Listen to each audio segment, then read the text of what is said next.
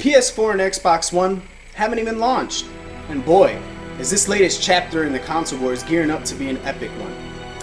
Due to shots being fired on both ends, I'm going to devote this entire month to talking about the history of the console wars. Now, to talk about any console pre-Gaming Crash of '83 would be kinda pointless. You see, before the crash, the gaming industry was a giant profit pie, and tons of companies were chopping at the bit to get a piece. This would eventually lead to consumers being fed up, and be the catalyst for the notorious gaming industry crash. 2 years after the crash, Nintendo released the Nintendo Entertainment System in North America, and eventually would save the gaming industry.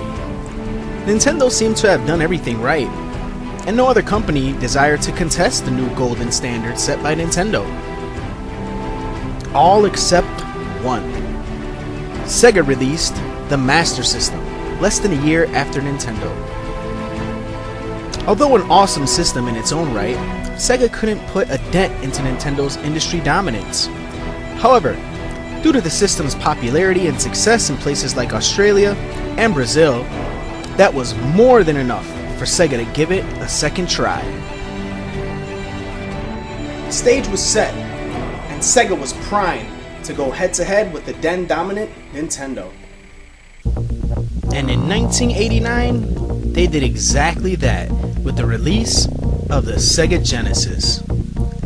The system was twice as powerful as the Nintendo Entertainment System, and Sega voiced it through an aggressive marketing campaign aimed directly at Nintendo.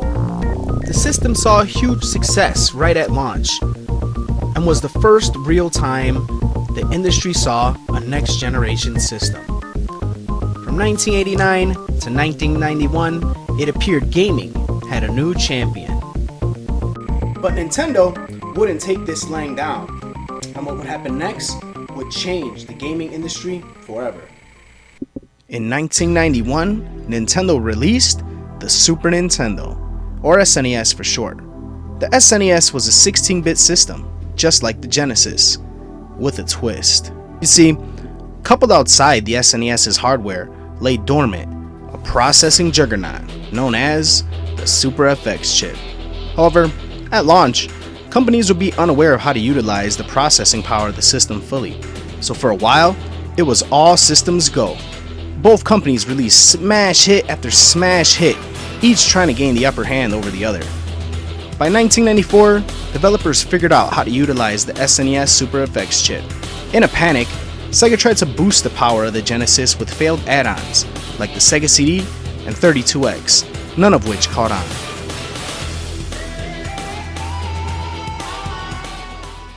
By late 1994, interest in 16-bit systems was dwindling, and neither company succeeded in gaining an advantage over the other. It seemed another round would be needed to determine a true victor, and that's exactly what was in the works. The 16-bit console war was pretty much a draw, with Sega having a slight advantage, due largely to the fact that they had a 2-year release advantage. Stay tuned next time for part 2, when Sega and Nintendo duke it out one more round. Not to mention, a new contender would enter the battlefield and change the scope of the video game industry forever. Till next time, this is Ness, signing out.